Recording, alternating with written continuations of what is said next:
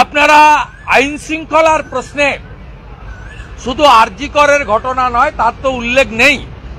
অপরাজিতা বিল বুক ঠুকে মুখ্যমন্ত্রী বলেছিলেন যে আমি 15 দিনের মধ্যে সবকে ফাঁসিতে ঝুলিয়ে দেব। অপরাজিতার বা অভয়ার ঘটনার পরে 9ই আগস্ট, তারপরে অন্তত 10টার বেশি শিশুকন্যা বালিকা ধর্ষণ খুন হয়েছে। একটার কথাও উল্লেখ এখানে নেই নারী সুরক্ষার ক্ষেত্রে, রাজ্যের আইন শৃঙ্খলার প্রশ্নে উল্লেখ নেই। ঈদ ভালো হয়েছে, দুর্গাপূজা ভালো হয়েছে, কালী পুজোও নাকি ভালো হয়েছে। দুর্গাপূজাতে হাওড়ার শ্যামপুরে এতগুলো মায়ের মূর্তি ভাঙা হয়েছে, তার উল্লেখ নেই। বিধানসভা থেকে ঢিলছোড়া দূরত্বে রাজাবাজারে কালী মন্দির ভাঙা হয়েছে। শিখ সম্প্রদায়ের গুগ্গি সিং, শিখ সম্প্রদায়ের তার ছেলে, তাকে ফলস মামলা দিয়ে কালী ঠাকুরকে বাঁচাতে গেছিল বলে আজকে জিহাদিদের অভিযোগে কলকাতা পুলিশ আজকে প্রেসিডেন্সি জেলে তাদের আটকে রেখেছে। পুরো পরিবার ঘরছাড়া।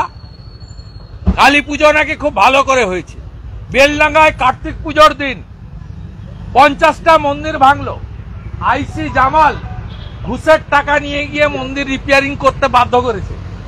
সেই বেলডাঙ্গার কার্তিক পুজোর কথা উল্লেখ নেই। সরস্বতী পুজো গোটা ভারতবর্ষ নাড়িয়ে দিয়েছে। দিল্লির ভোটেও বাঘ দেবী, বিদ্যার দেবী, শ্বেত শুভ্র দেবী, সরস্বতী মায়ের অপমান, তার প্রতিবাদ সনাতনীরা করেছে, বাঙালি হিন্দুরা বিশেষভাবে প্রতিবাদ করেছে।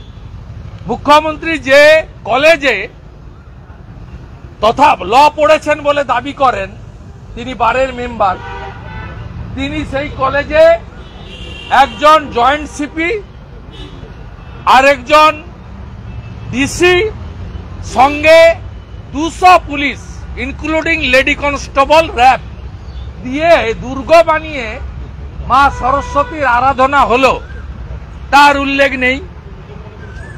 তৃণমূলের জিহাদি নেতা বুথ সভাপতি আলামিন মন্ডল নগর উখড়ায় গিয়ে সরস্বতী পুজো বন্ধ করলেন, তার উল্লেখ নেই। আমরা এর প্রতিবাদ করেছি। নারী সুরক্ষা নিয়ে প্রতিবাদ করেছেন শ্রীমতী অগ্নিমিত্রা পাল মহোদয়া, আপনারা দেখেছেন।